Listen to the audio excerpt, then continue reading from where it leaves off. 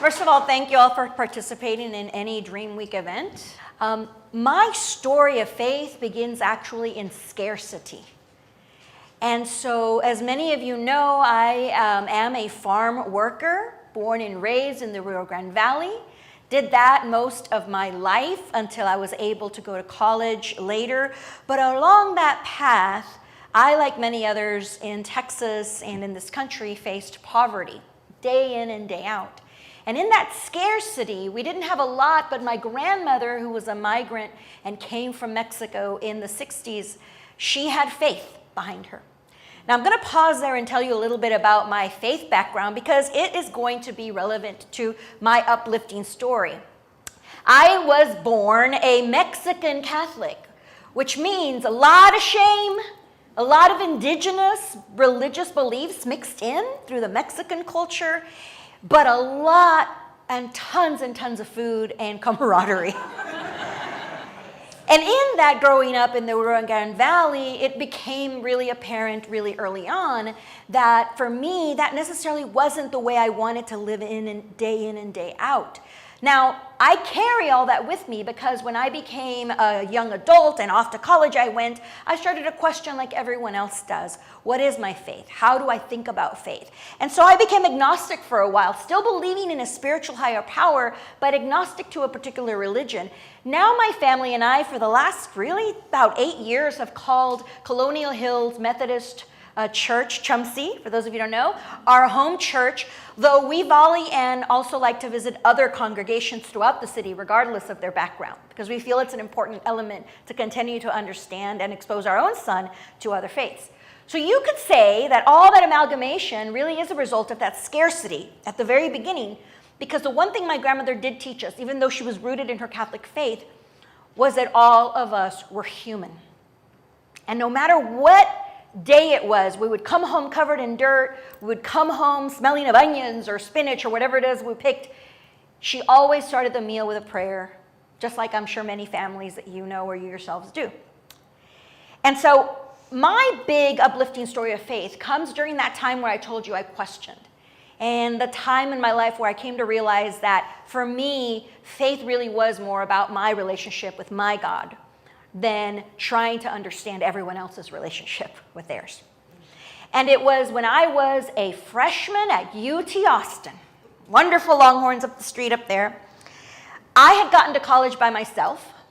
At the time, and I won't go into it, but my family had really gotten disjointed, and I had been taken away from my home, from my birth mother, through the court system. Long story there, but the point is that I was by myself. I was alone. And I had been felt abandoned by my mother. I felt abandoned by my extended family who didn't really intervene to help me. And so I was walking by myself, having landed my very first job that was not in the fields. And I was what they called a glorified assistant to some bigwig corporate lady that worked for Schlotzsky's. Any of you know Schlotzsky's restaurant? She was the creative director of Schlotzsky's, and their office used to be downtown Austin, back in the day when Austin still kind of was a smaller downtown. This was in the early 90s.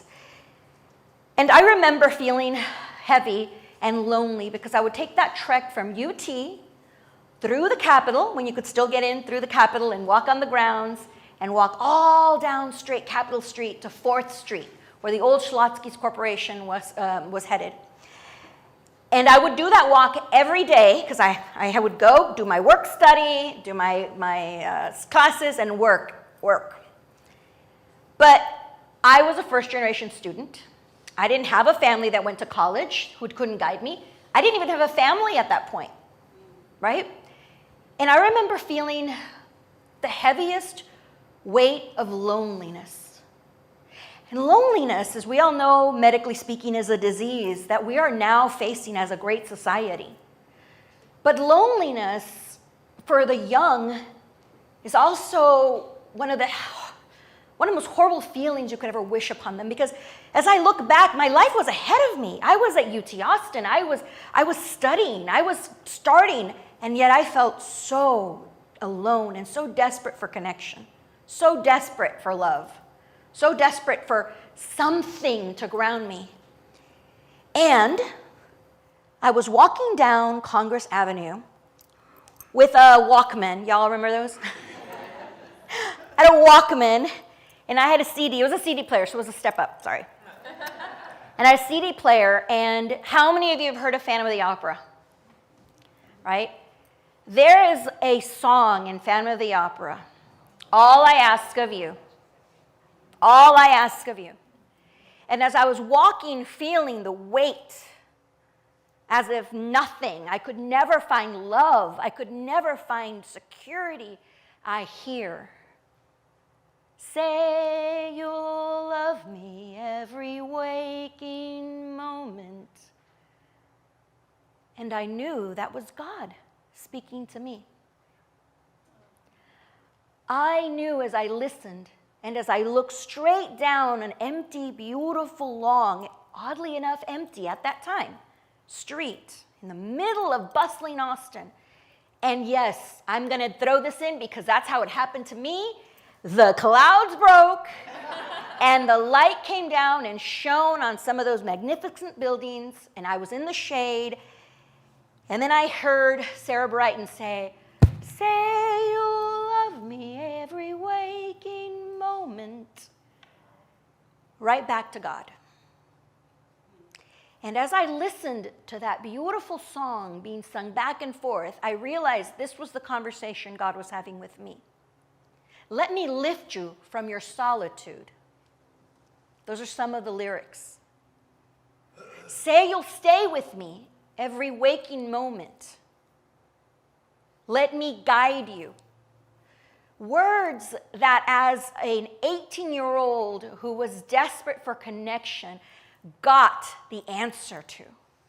This idea that you're not alone if you only let me go ahead and guide you.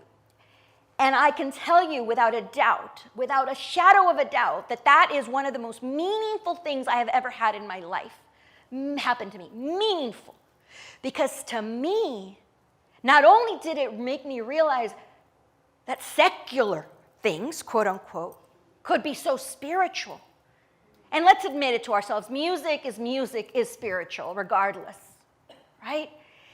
The idea that in something so simple, a song I had heard over and over and over would suddenly be the answer to my yearning for connection and for, quite frankly, not feeling alone was something earth-shattering for me. After that moment, let me tell you what happened. Not only did I not realize I would never be alone, but I also realized that any time that I really needed my faith, really needed a higher power, my God, my version, they would always be there.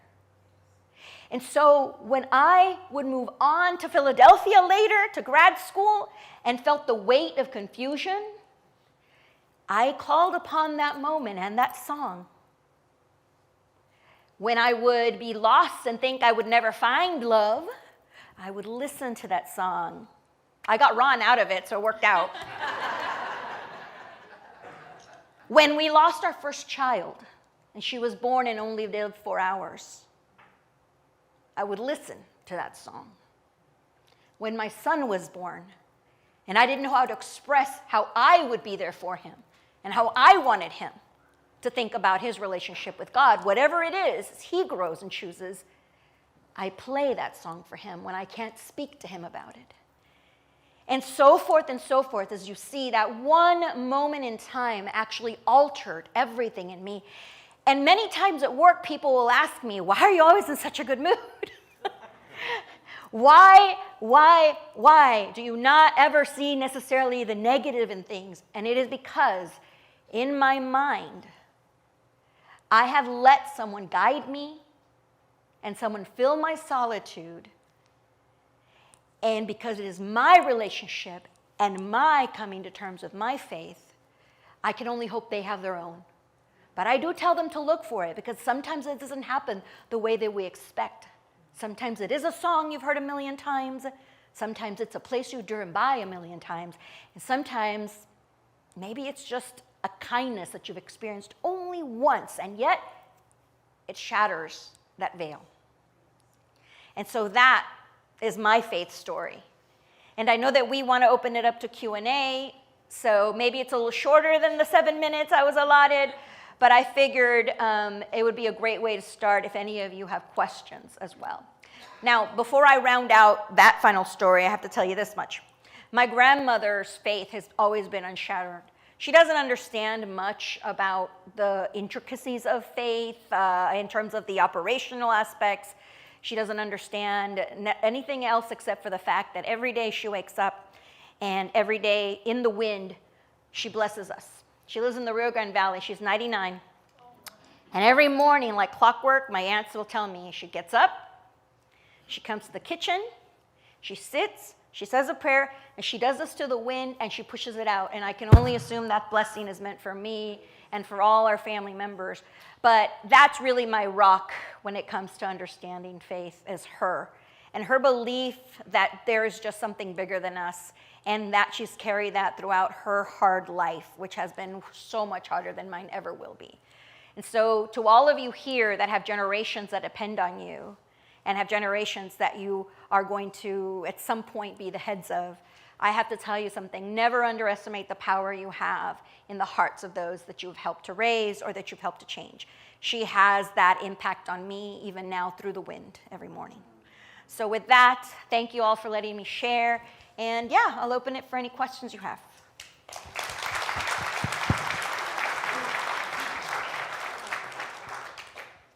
Any questions for Miss Erika?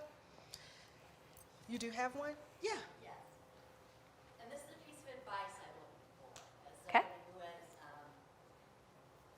I was raised Presbyterian, had a feeling God has always been there with me. I was a Catholic for 25 years, raised my daughter's hand. My eldest daughter is a physician. Just, had a very, very bad experience. And my grandchildren are not being brought up in church, other than the Montessori school that they go to. And I'm at a real crossroads of I don't want my grandchildren growing up without the sense that I had. Any ideas as to how to influence that without, I can't take them to church? You know something? I'm going to say something so basic, but love is probably the greatest spiritual gift you can give any child. It's true. And I watch my aunts. I was blessed to be able to pursue education and get out of poverty, but a whole 75% of my family wasn't. And I watch people that have nothing. I visit them, they come visit me. I watch their lives, they have nothing. And the one thing I have now determined is that love, honestly, is spirit. And when you share your love with your grandkids and you call upon your spirituality and you just share that with them, where does my love come from? It's an endless well that comes from my belief. Those are the things that actually stay. Because I will share this with you that Jonah, I am a big believer, to be fair, because of my own journey and letting my son choose his. Now, we do take him with us to Chumsey, right? In fact, he's the one that got us into Chumsey. They used to have these church puppets that look like the Sesame Street puppets. And my boy was so in love with them that he would drag us there over and over. And so at the end, we were like, well, we've been here coming a year. We might as well just, make it our church home. It's a fantastic church. We love it. Excellent, excellent, excellent. There and wherever Father David Garcia preaches is where I am. But the truth is that he himself has grown up in a generation that doesn't necessarily see religion, the area of religion, the institution, of religion, as his way to spirituality. But I'll tell you what he knows and he feels is love, and he knows and he feels that he has to share love and respect and the values that we talk about as a family. Because I think sometimes with children, especially children of this young generation that has access to any answer they want, any question they have, the one thing they can't access is connection to you as a human being, as their grandmother, as someone who has that spirit to give them through love. That they can't get. That to me is what I think, never veer from that, because my son, that's where he's getting his foundation of spirituality. He sees how I say bless you, to anyone around. He sees how I will sit down and say, even in this we have faith. Even through this we have faith.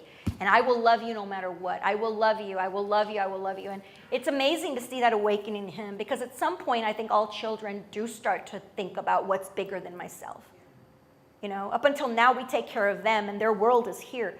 But as they get older, they start to also see what is out there and what is the world connection. And the only foundation that I truly believe for my son, in which I'll give you this advice, is to be able to just freely love him and accept him. It builds faith, because he now has an anchor, and he will then strive to be an anchor for someone else. And through that, you build faith, for my son at least. And that's my advice to you. Thank you for that question, Amy, and thank you for your answer. Of course. Thank you all. Let's give Erika another round of applause.